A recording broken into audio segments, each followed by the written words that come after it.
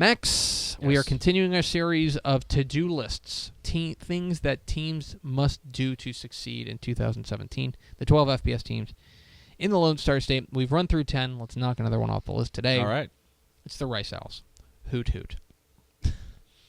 It is a minor miracle that they won 3 games last year, considering how bad they looked at times. Yes, but also a credit to how they finished, because they started horrifically and looked completely hapless against everyone, and then managed to strengthen up down the stretch. There were significant... Go back and listen to the archives of this podcast. There were times where we were sitting here and saying, okay, are we talking about an 0-12 team?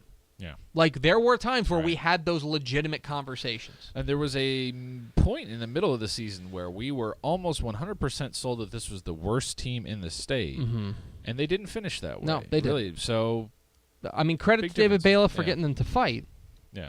So now they bring back 8 starters on both sides of the ball, and they do need to replace a quarterback, but... when you read the Rice preview that David Barron puts out, and maybe it's David Bailiff blowing smoke. David Bailiff, I don't think he's the kind of guy to do that, but you get the feeling that they feel like last year was a fluke. Yeah. Last year was an aberration. It is the exception as opposed to the rule. That last year they went through some big injuries, and that they were young, and they were young in the wrong places. This is going to be a very interesting Rice team, a team that you could very much see and expect a bounce-back year. Right. How do they do that? How do they get that bounce-back year? Here are 3 things that Rice needs to do in 2017 to win and win big. Number 1 is put a cap on it.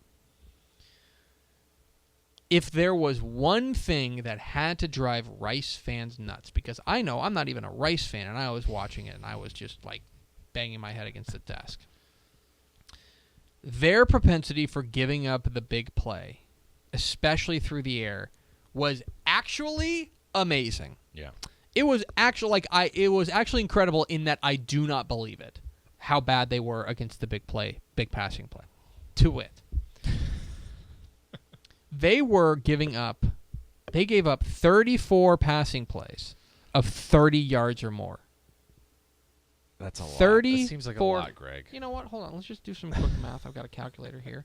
34 times 30. So let's just assume that all of those, they're not. Let's just say they're all 30-yard pass plays. Okay. Just 30. Okay? That's 1,020 yards worth of pass plays on those plays, right?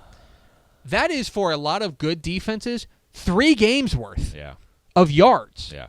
Just through the air, just on big plays. Yeah. It gets worse, though. So that's the most in the nation, by the way, 34 pass plays of 30 yards or more.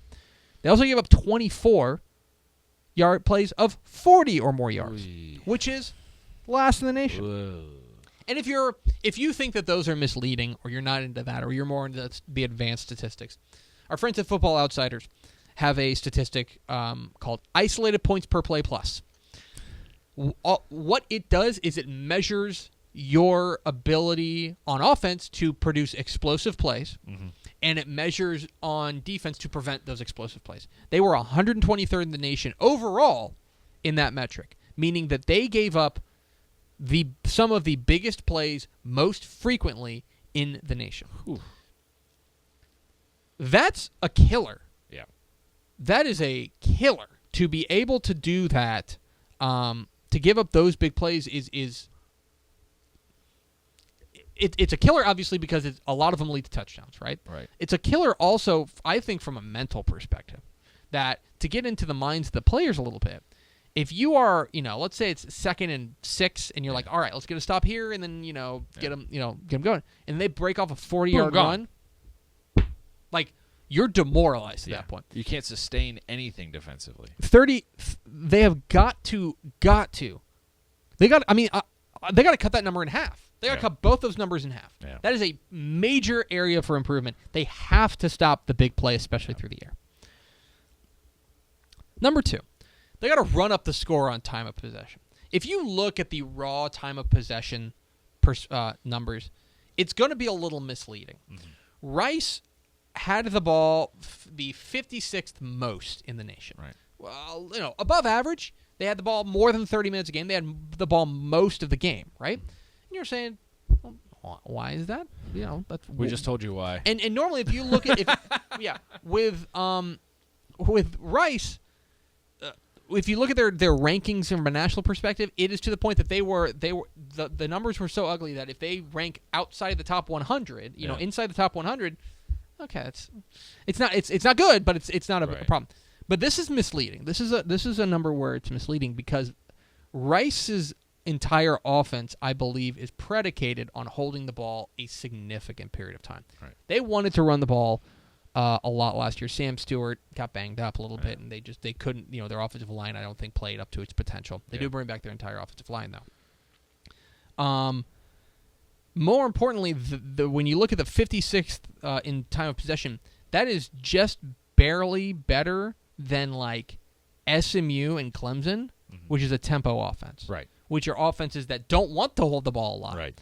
These are teams that are trying to get rid of the ball. They want to score and then put their defense back on the field. Right. So, for me, that's a huge thing, is they have to keep their defense off the field. Yeah. They have to keep their defense off the field. They have to run the ball. They have to chew clock. If you look at when they were winning, you look at 2013 when they won 10 games. You look at 2014 when they went to a bowl game. They were like top 12 in the nation in time of possession. They have to run up the score on time of possession. Having the ball for 30 minutes and 30 seconds a game is not good enough.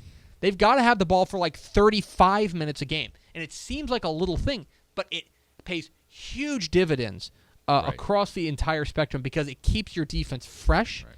And it also means that you're doing a better job of marching down the field, which is something they haven't been very good at. And if you connect this category with the first one where you put a cap on it, right? Mm-hmm. If you can cut down on the explosive plays, then you're going to, and to sustain more offensive drives, those numbers start to balance out a lot. Absolutely. Quicker. Yes. These are all connected. And number 3, make a play. So last year, it's bad enough that Rice only had 5 interceptions. It's 117th in the nation. It's not good. They only had 5 interceptions. They did have, we mentioned that all we're asking is rank in the top 100, right, for a bad Rice team. They were 92nd in the nation in pass breakups. 92nd. Not great. 38 pass breakups. But, fine. Whatever. You can live with it. It's not dreadful. Sure. The 5 interceptions is problematic because that means that they got their hands on 43 passes. Okay? 43 passes. First of all, of course, you want that number to be 143. You want that number to be 10,043. But let's just say that you keep it at 43. If you have 43 passes that you're getting your hands on and you're only intercepting 5 of them, that's not good. That's your defense, especially your secondary, not making plays when they have the opportunities. You want to increase the opportunities. You also want to take advantage of the opportunities. That's 11.6% pass defense to interception conversion rate. Last year, the average in the nation is about 20. Mm-hmm. Okay? If you do the math, and you were to take don't even increase the sample size. Don't even say you're getting your hand on more passes. Let's not even say that. Let's just say you get your hand on 43 passes. Okay? If they were just national average at converting those into interceptions, that's 4 more interceptions. 4 more interceptions.